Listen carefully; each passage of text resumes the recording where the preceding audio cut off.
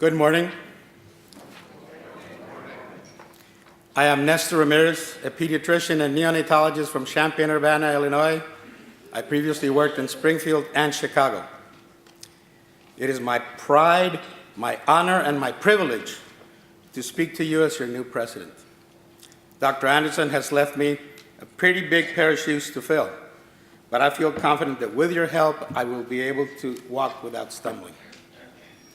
I will be standing on the shoulders of giants, all our past presidents, and that will give me more balance and a clear view of the issues ahead. I came to the U.S. in 1979 after medical school, internship, and 7 years in the jungle of Southeast Colombia. It took me 7 months and several hundred letters before I was accepted for a pediatric residency at St. Jude Children's Hospital in Memphis, Tennessee.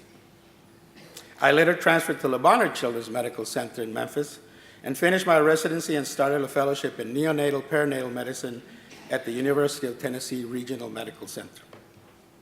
In 1986, I came to work in Champaign-Urbana at Mercy Hospital with Christie Clinic Association. Through a merger, Mercy became Covenant Medical Center, and then through another merger, it became Provena Covenant Medical Center. During an interview, I was once asked, "When did you come to Provena Covenant?" I said, "No. I was here in Mercy Hospital and Provena Covenant came to me." I've seen a lot of change in my time as a physician, and now perhaps more than ever, we're facing crises in the social, economic, and healthcare fronts, to name just a few. John F. Kennedy was fond of saying that in Chinese language, the word crisis is represented by two pictograms, one for the word danger and one for the word opportunity. The myth has been debunked by very learned Chinese linguists, but the metaphor can continue to be useful as a lens through which we can look at our problems. Both the opportunities and the dangers are integral parts of any crisis. As I mentioned before, I went to medical school in South America, Colombia, South America. Our system requires medical graduates to work at least 1 year providing healthcare to underserved rural populations before their diploma can be authorized and endorsed by the Ministry of Health. I ended up in a small town of about 4,000 people, but with a rural coverage of about 25,000 people. Not unexpected for a little village in the Amazon jungle, we had no electricity, no running water, no roads, or access to TV signals. Transportation was either by air or by river. One time, an epidemic of hoof and mouth disease caused a large-scale preventive slaughter of hogs in the capital city of the territory where my town was located. People in that area loved pork in all ways, shapes, and forms, and they were craving it. The danger of the epidemic was clear and present, but a friend of mine saw the opportunity of selling some of his large hogs that hadn't been touched by the epidemic. He rented a plane, an old DC-3 from World War II, outfitted it with a makeshift corral, and loaded it with 7 large hogs. I needed to travel to the city, so I followed jungle rule number 1. It doesn't matter where you're going. If there's some transportation getting outside of the pit, get on it. My friend allowed me to go on his flight, for a fee, of course. Our town lies between 2 large mountain ranges. In order to go above the rocky cliffs, the plane has to do at least a couple of circular flights while trying to gain altitude. While we were halfway through the first circle, the pilot yelled at us that the left fan was not working. I had not seen any fans on the plane, so I was with a puzzled look. I said, "Huh?" My friend clarified for me that what the pilot meant was that the left engine had stopped. Even though the DC-3 is an extremely reliable plane that can be flown with just one engine, there was no way that we could go over the mountains with a full load and with only half power.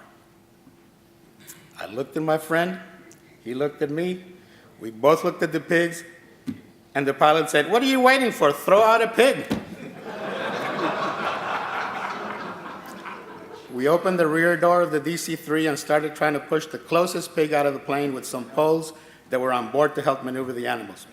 The pig just floated down, started squealing, and the other ones joined in the cacophonous concert of squeals. We pushed, we heaved, we prodded, we coasted, until we were able to maneuver the animal out the door. Flying over jungle is like flying over the ocean. is one dark, unbroken surface. We could see the pig falling until it reached the treetops, and then it disappeared. As soon as it left the plane, we could feel the aircraft rise. However, our pilot yelled, "Not enough, throw out another one." After seeing their friends suddenly vanish in a noisy current of air, the remaining pigs were not very eager to cooperate. Throwing the second one out was twice the struggle, but eventually we succeeded, and the pilot yelled, "Enough, enough, we can make it now."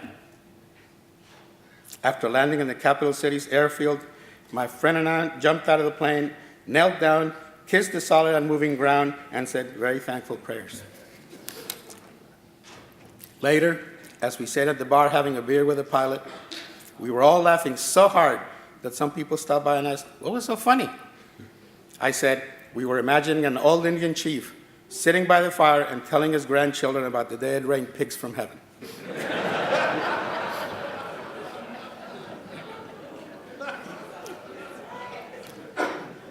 My friend had to face the danger of losing things that were valuable to him, even his life, which was precious. However, he had the opportunity of gaining much by sacrificing little.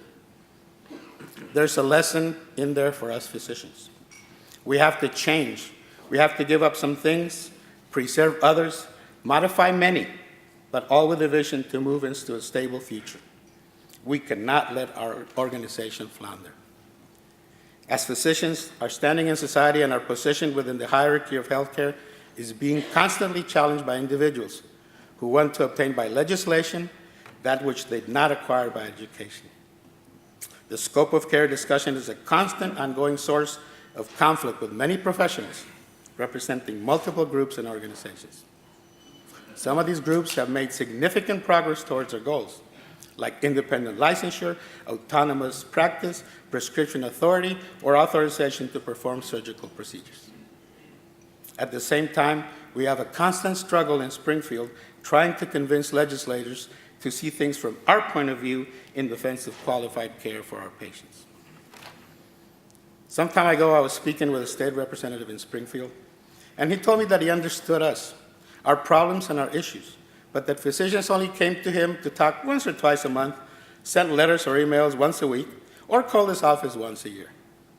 He said that some folks pressing him on an issue called daily, sent emails or letters twice or 3 times a week, and visited at least once a week when there was a pending issue. Furthermore, visits usually involved 3 or 4 members of the specific group, and they were all his constituents. They usually manifested to him that their association represents 80 to 90% of their members.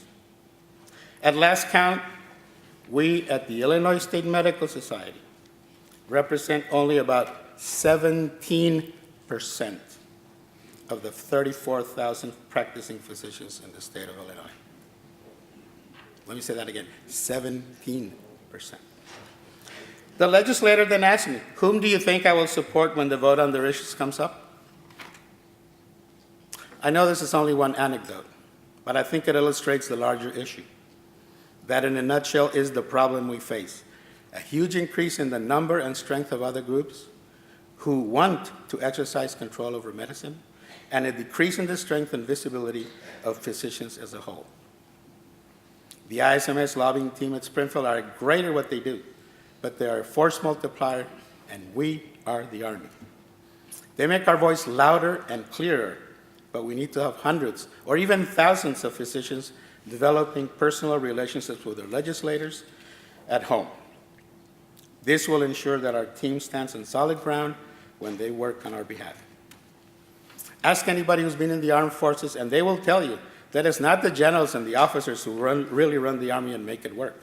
It is the sergeants and the enlisted men who, with inspired sacrifice and dedication, move the whole Army forward.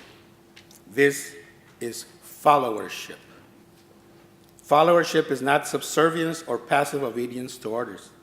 It is a process whereby followers engage constructively in critical thinking, interacting with the leader, and supporting him or her to help achieve the common task.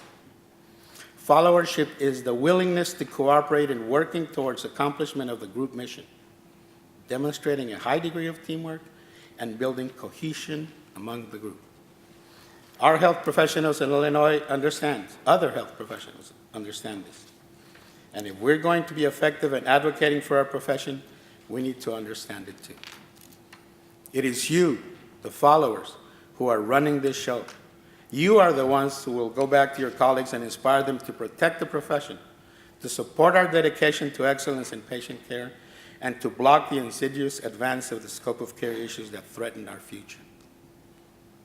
I look forward to traveling around the state, meeting with you, my colleagues, building unity, collaborating with you, understanding your problems and your goals, and helping you find opportunities in your crisis. When you see that the government has decided to appoint advanced practice nurses as primary care practitioners in the VA, when there is talk of sending NPs and PAs to rural communities to replace the local MDs who are retiring or dying, when there is no increase in GME positions despite the growing physician shortage, it is evident that we have a lot of work to do.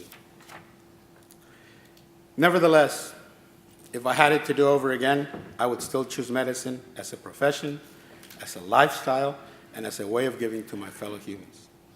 Medicine is a lifelong career, an ongoing dedication, and a full-time job with daily rewards and chances to feel proud, compassionate, and fulfilled as a person. That's medicine. Not just a job, but a profession. Not just a way to make a living, but a way to live. Not just a degree, but an avocation. Not an obligation, but a commitment. We cannot design a bridge, but we build bridges with our patients every day. We cannot build a cell phone, but we create channels of communication with our patients.